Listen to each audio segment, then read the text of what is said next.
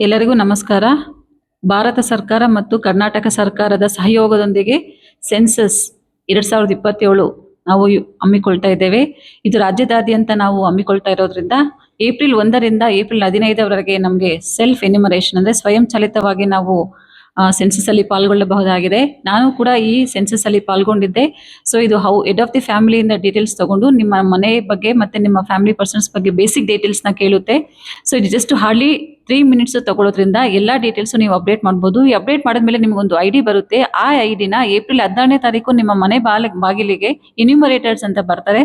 So assign ಆಗಿರೋ ಎನ್ಯುಮರೇಟರ್ಸ್ ಬಂದಾಗ just ಅದು ಐಡಿ ಕೊಟ್ರೆ ನಿಮ್ದು ಅವ್ರ ಐಡಿ ಅಪ್ಡೇಟ್ ಮಾಡಿದ ತಕ್ಷಣ ಅದು ಸರ್ವೆ ಕಂಪ್ಲೀಟೆಡ್ ಅಂತ ಬರುತ್ತೆ. ಸೊ ದಯಮಾಡಿ ತಾವೆಲ್ಲರನ್ನು ಕೂಡ ಸೆಲ್ಫ್ ಎನ್ಯುಮರೇಷನ್ ಅಲ್ಲಿ ಪಾಲ್ಗೊಳ್ಳಬೇಕೆಂದು ಈ ಮೂಲಕ ತಮ್ಮಲ್ಲಿ ವಿನಂತಿಸಿಕೊಳ್ಳುತ್ತೇನೆ. se.census.gov.in ಅಂತ ಒಂದು ವೆಬ್ಸೈಟ್ ಹೋಗ್ಬಿಟ್ಟು ಅಲ್ಲಿ ತಾವು ಕ್ಲಿಕ್ ಮಾಡಿದ್ರೆ ನಿಮಗೆ ಬೇಸಿಕ್ ಡೀಟೇಲ್ಸ್ ಎಲ್ಲ ತಮ್ಮದೆಲ್ಲ ಕೇಳುತ್ತೆ. ಬೇಸಿಕ್ ಡೀಟೇಲ್ಸ್ ಎಲ್ಲ ಫಿಲ್ ಮಾಡಿ ನಿಮ್ಮದು ಮನೆ ಡೀಟೇಲ್ಸು ಮತ್ತು ಅದರ್ ಡೀಟೇಲ್ಸ್ ಎಲ್ಲ ತಾವೆಲ್ಲ ಫಿಲ್ ಮಾಡಿದ್ರೆ 3 ನಿಮಿಷದಲ್ಲೇ ಇದು ನಿಮ್ಮದು ಸೆನ್ಸಸ್ ಮುಗಿಯುತ್ತೆ. ಈ ಸೆನ್ಸಸ್ ಆದ ತಕ್ಷಣ ಒಂದು ಐ ಡಿ ಬರುತ್ತೆ.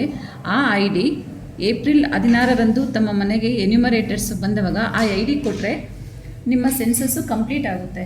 ಸೊ ಪಬ್ಲಿಕ್ ಫಸ್ಟ್ ಕನ್ನಡ, ಇದು ಪ್ರಜೆಗಳ ಆಸ್ತಿ.